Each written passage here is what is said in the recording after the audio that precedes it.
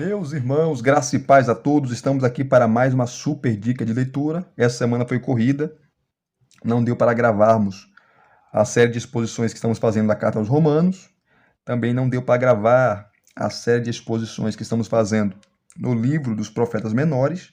Estamos expondo Malaquias, né? O último dos profetas do Antigo Testamento e também o último dos profetas menores. Não deu por causa de muita correria, final de ano, né? Então não deu para nós gravarmos. Mas graças a Deus, hoje, domingo, né?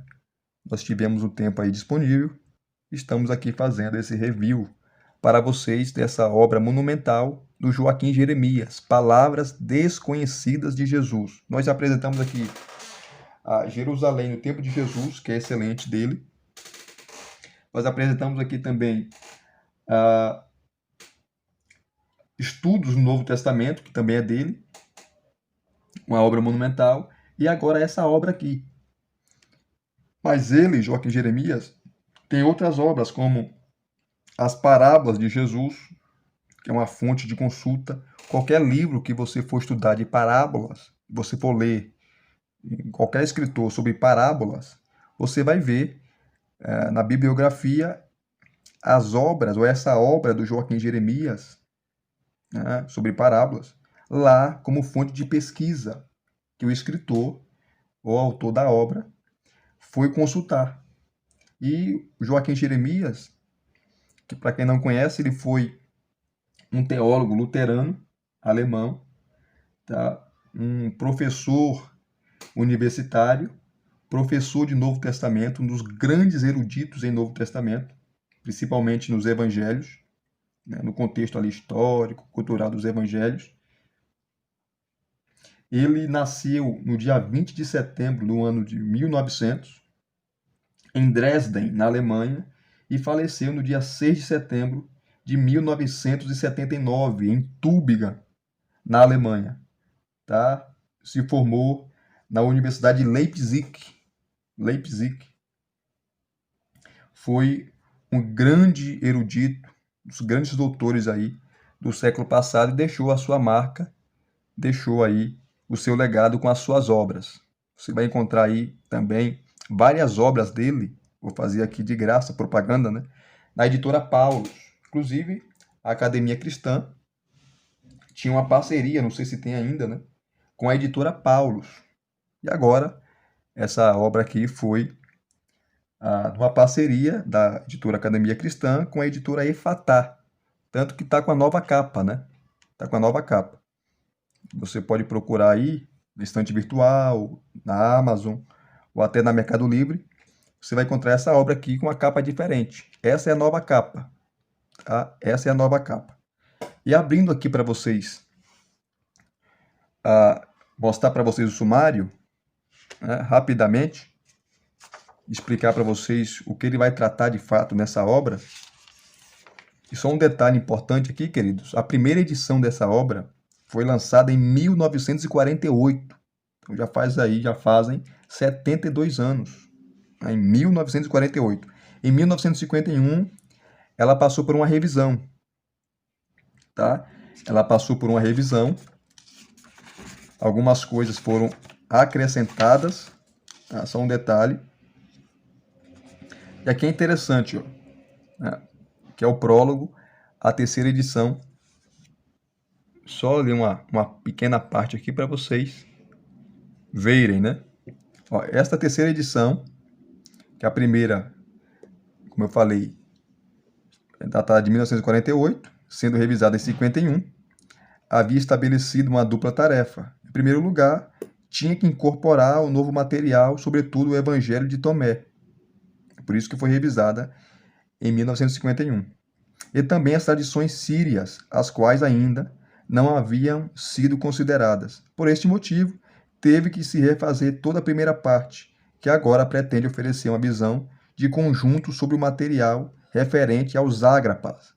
O que é ágrapa? É uma palavra grega que significa os ditos desconhecidos, as palavras desconhecidas de Jesus. É isso que significa o termo ágrapa.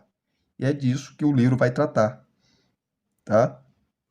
Só achei interessante ler essa parte para vocês aqui, para vocês entenderem, né?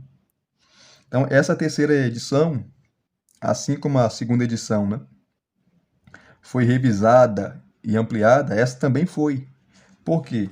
Porque os estudos em relação ao Novo Testamento, as palavras desconhecidas de Jesus, passou por um processo. Muita coisa foi revisada, muita coisa foi descoberta, principalmente estudando os evangelhos sinóticos, o quarto evangelho, o evangelho de João, as obras pseudepígrafes, como também os evangelhos apócrifos e outras obras apócrifas que relatam sobre os ditos de Jesus, as palavras de Jesus, tá? Então, essa terceira edição vem mais encorpada, vem mais robusta de informações, ok? O capítulo 1, ele vai tratar sobre o estado em que se encontra a pesquisa. Que pesquisa? As palavras desconhecidas de Jesus, que é o tema do livro, tá? E aqui ele tem as subdivisões, né? Ou subcapítulos, que são a origem da transmissão realizada fora dos evangelhos das palavras de Jesus. Qual é a origem da transmissão dos textos, né, que não estão nos evangelhos? Tá? Qual a origem dessas palavras? Né? Como você deve prosseguir ou estudar para descobrir se de fato Jesus falou aquilo, se aquela palavra procede, enfim. Então, está sobre isso aqui. Segundo, história da investigação e das descobertas. Interessante também. Terceiro, visão panorâmica do conjunto das fontes. E aqui ele vai tratar sobre o Novo Testamento, as fontes do Novo Testamento, adições e variantes dos manuscritos dos evangelhos, lembrando aqui para vocês, querido, quem estuda a crítica textual, você vai ter aí só no Novo Testamento mais de 5.000 manuscritos. E nenhum deles bate um com o outro. Tem várias variantes aí textuais, né? Palavras diferentes que se diferem um do outro. Como, por exemplo, aqui um exemplo bem simples, né? Simplório. Em vários manuscritos você vai encontrar a palavra Jesus, né?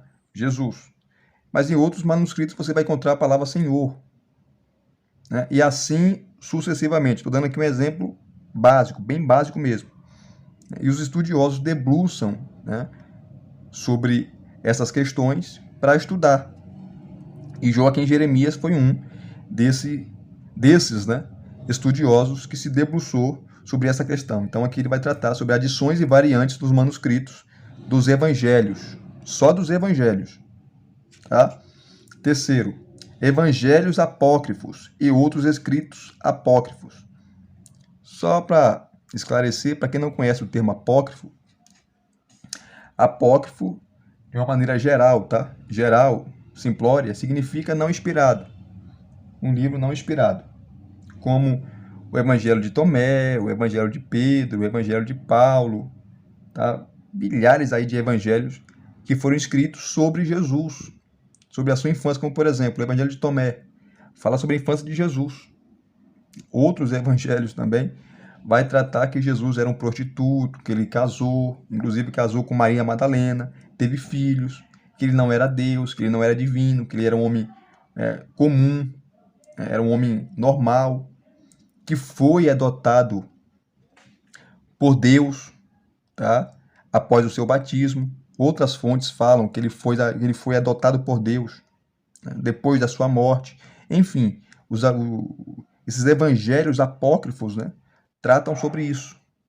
Então, Joaquim Jeremias, ele vai abordar isso também, de uma maneira bem simples, de uma maneira bem objetiva, coesa e consistente. Então tá aqui, ó. Evangelhos apócrifos, outros escritos apócrifos, não inspirados, né?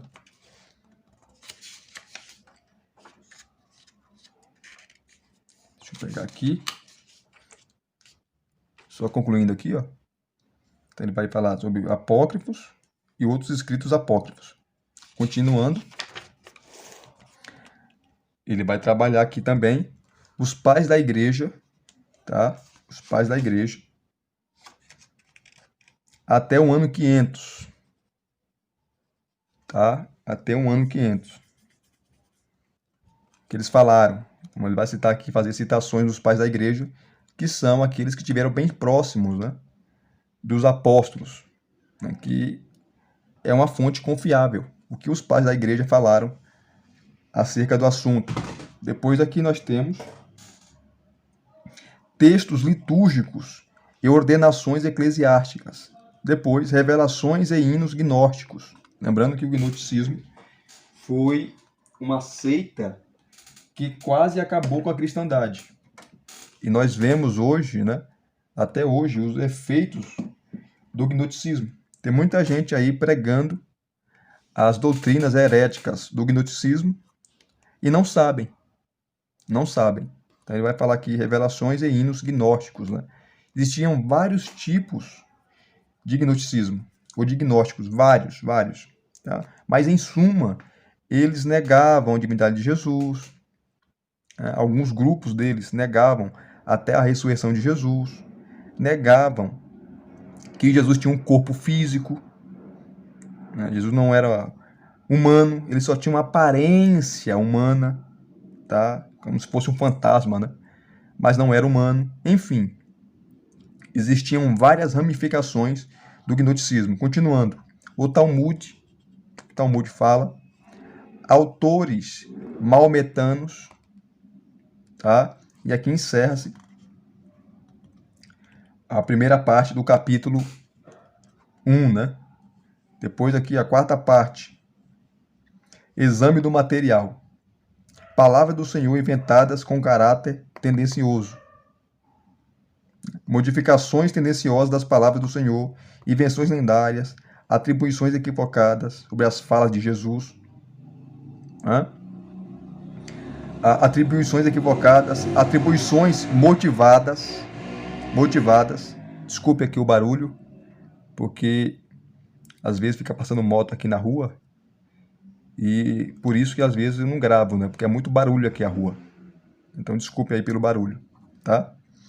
Atribuições motivadas, motivações ou modificações das palavras de Jesus nos evangelhos, né? Transformação de relatos evangélicos em palavras de Jesus, ágrapa empregados com recursos técnicos e literários, lembrando que ágrapa são os ditos desconhecidos ou as palavras desconhecidas de Jesus, tá? E os ágrapas restantes, ou as palavras desconhecidas restantes, traduzindo. Quinto, a nossa tarefa. Depois de analisar tudo isso, ele vai falar, né, da nossa tarefa, né, em relação a tudo isso. Nesse caso, dos estudiosos. Capítulo 2. As palavras desconhecidas de Jesus. Aqui ele vai abordar o tema mesmo, vai entrar com cabeça, né, no tema. Aí começa o primeiro subtópico, né? 3 narrativas relativas a Jesus.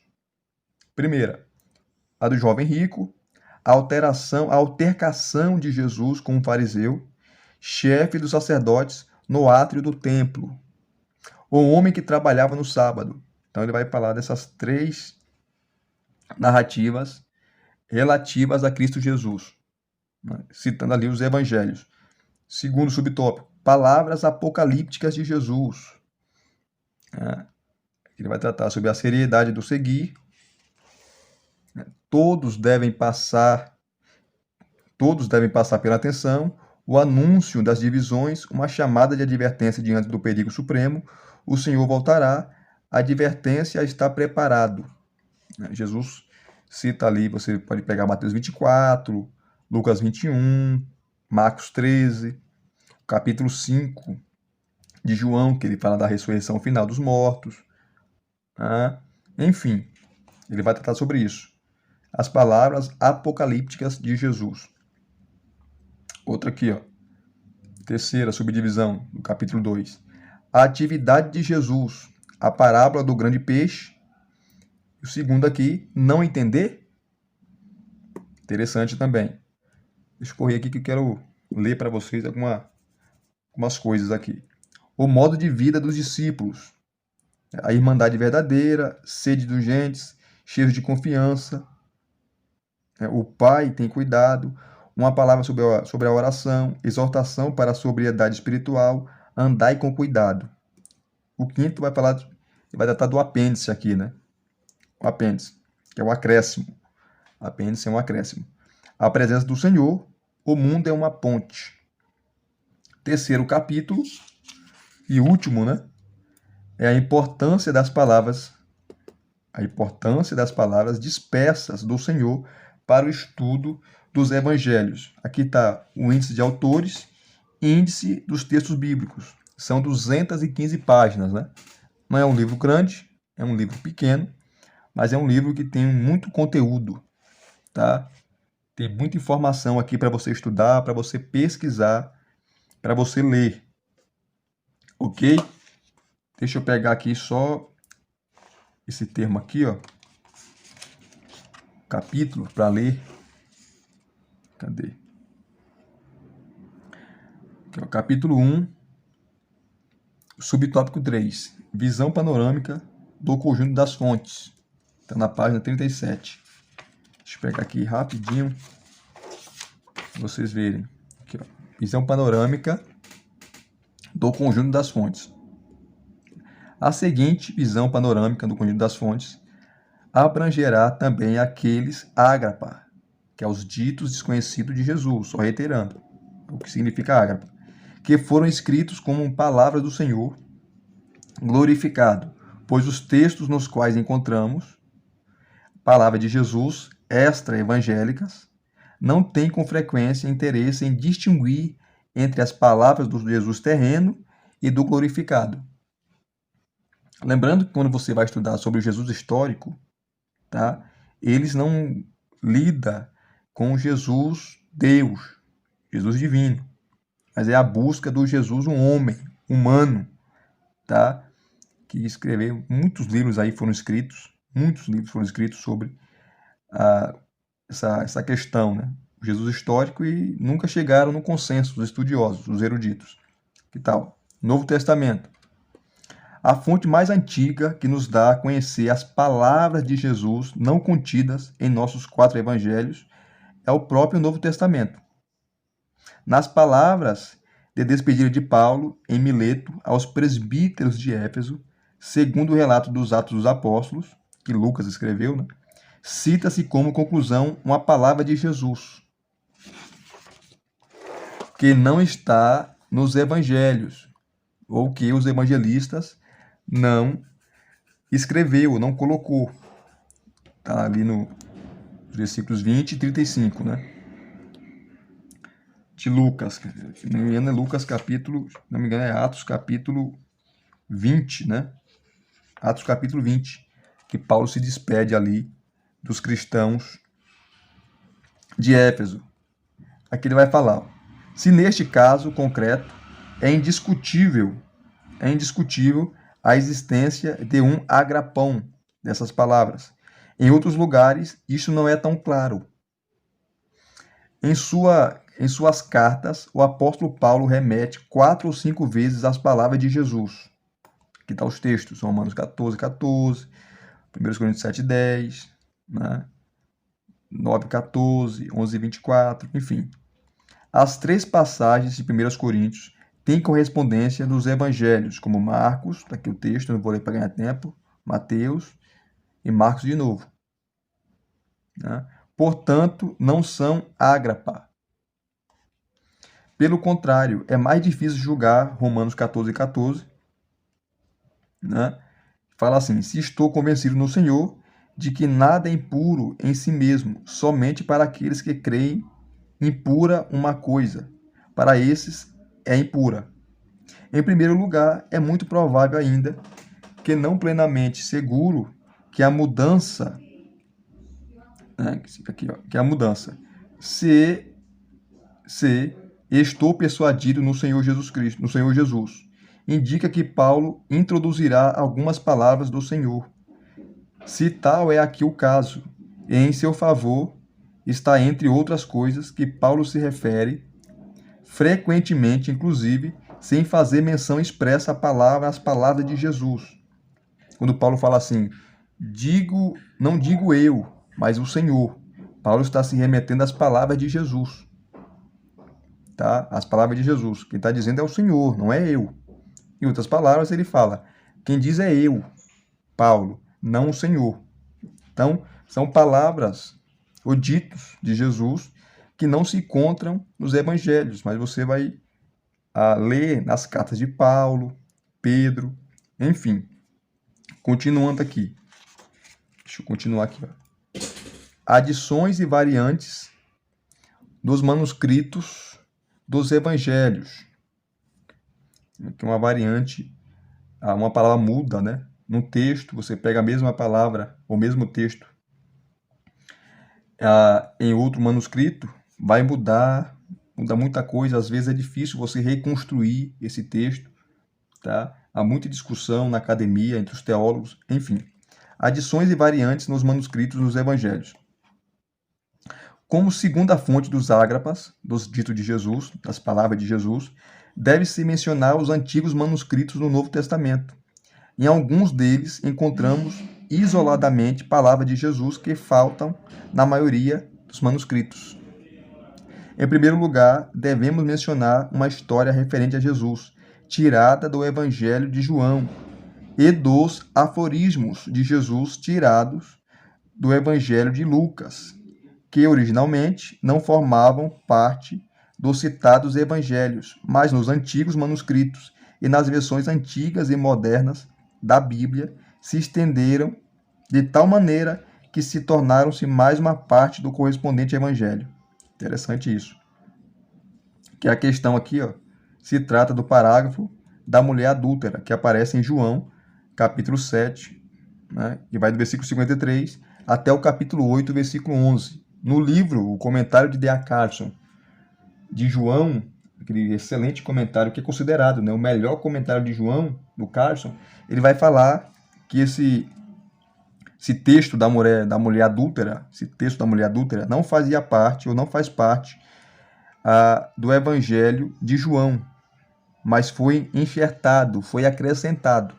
Quem fala isso é D.A. Carson, não é um teólogo liberal, tá? É um teólogo ortodoxo, um dos maiores eruditos em Novo Testamento.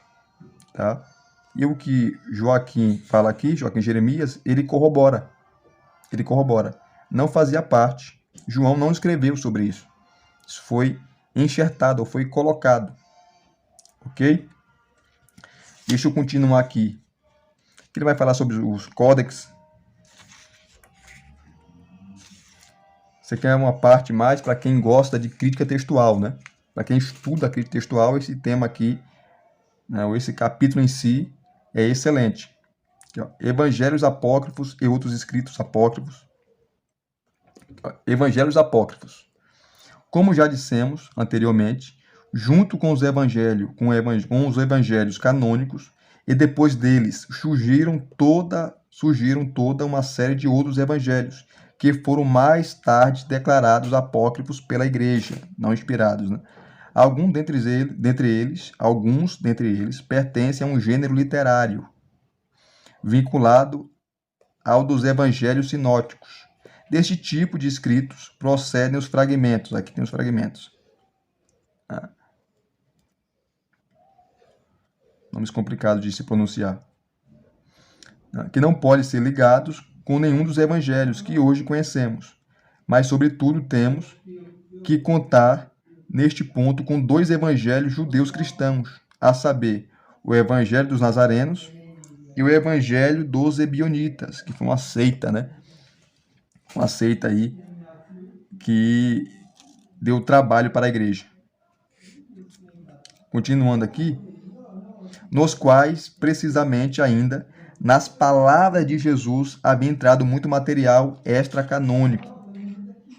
Porque nesses evangelhos aqui, tanto o Evangelho dos Nazarenos como o Evangelho dos Ebionitas, tem muitas palavras que supostamente Jesus falou, ensinou, que não se encontram nos evangelhos, tanto de João como os evangelhos sinóticos, Mateus, Marcos e Lucas.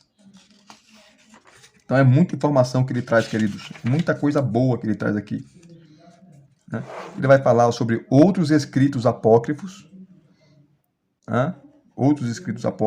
que não são evangelhos, ao lado dos evangelhos apócrifos, dos quais temos falado, existem alguns outros escritos apócrifos que contêm ágrapa, né, os ditos desconhecidos de Jesus.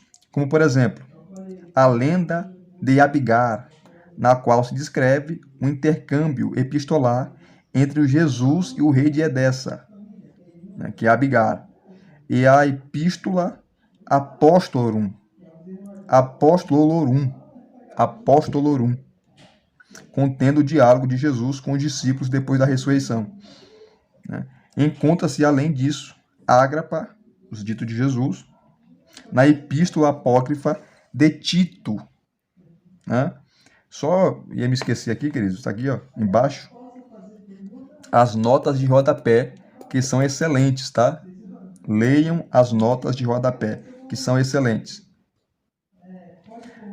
Aqui também ele vai citar, ó, não só essa epístola apócrifa de Tito, como também Atos dos Apóstolos apócrifos, tá? A vida de João Batista segundo Serapion, Apocalipse de Pedro, tá? E por aí vai. A história de José, o carpinteiro, são outros escritos apócrifos que supostamente falam de Jesus e de alguns ditos, ou de várias palavras, discursos, sermões que ele falou, ensinou, enfim. Tá? Interessantíssimo. Que é os pais da igreja até o ano 500. O que eles falaram. Que tem vários ditos, né, dos pais da igreja. Ele vai citar Papias, ele vai citar Clemente, ele vai citar Justino Marte, Irineu, Clemente de Alexandria. E aqui sempre, ó, as notas de rodapé, tá? Que são excelentes, tá? Excelentes. Vai citar Tertuliano, Hipólito, Orígenes, tá? Lactâncio, Alexandre de Alexandria, Eusébio de Cesareia, o historiador, Afraates. Vai citar aqui teólogos conhecidos e desconhecidos, né? Excelente, excelente mesmo. Material assim, textos litúrgicos e ordenações eclesiásticas. Então, ele não foge do tema. Revelações e hinos gnósticos, né? Lembra que o gnosticismo foi uma seita que quase acabou com a cristandade, graças a Deus pelos pais da igreja, né? Os teólogos ali, principalmente os polemistas, né? Que defenderam a fé cristã, escreveram várias obras defendendo a fé cristã contra os gnósticos, que estavam infiltrados dentro da igreja. Inclusive tinha vários bispos, né? Vários intelectuais, bispos das igrejas, que eram gnósticos, e eles combateram esses hereges, né? Assim, limparam, né? Varreram esses hereges das igrejas. Está aqui também, ó, sempre mostrando para vocês as notas de rodapé, tá? E o peso delas, excelente, excelente. Não dá para ler mais aqui, queridos, por causa do tempo, né? Passa muito rápido. Já estamos aí com 28 minutos. E eu vou encerrar por aqui. Então é uma obra assim de peso, é uma obra fantástica, é uma obra maravilhosa sobre as palavras desconhecidas de Jesus. Joaquim Jeremias, um dos grandes teólogos do século passado, dos maiores historiadores, ou melhor, os maiores doutores em Novo Testamento, né? Os maiores professores do Antigo Testamento que passou por essa terra. Um homem de Deus, um camarada sério, que nos deixou no ano de 79. E se vocês gostaram de mais uma super dica de leitura, deixe aqui nos seus comentários, deixe o seu like, o seu joinha, se inscrevam no canal se você não é inscrito e acione o sininho, queridos, para receber todas as notificações, tá? Comentem mesmo se vocês gostaram do vídeo, se vocês não gostaram, dê dicas. Professor, faz assim, faz assado, tá? Que eu sempre estou aqui ouvindo a opinião de vocês, até porque o canal é para vocês, não é para mim, é para vocês. Então vocês aí, pode elogiar, pode criticar, vocês que têm a palavra, tá certo? Muito obrigado mais uma vez, até os próximos vídeos.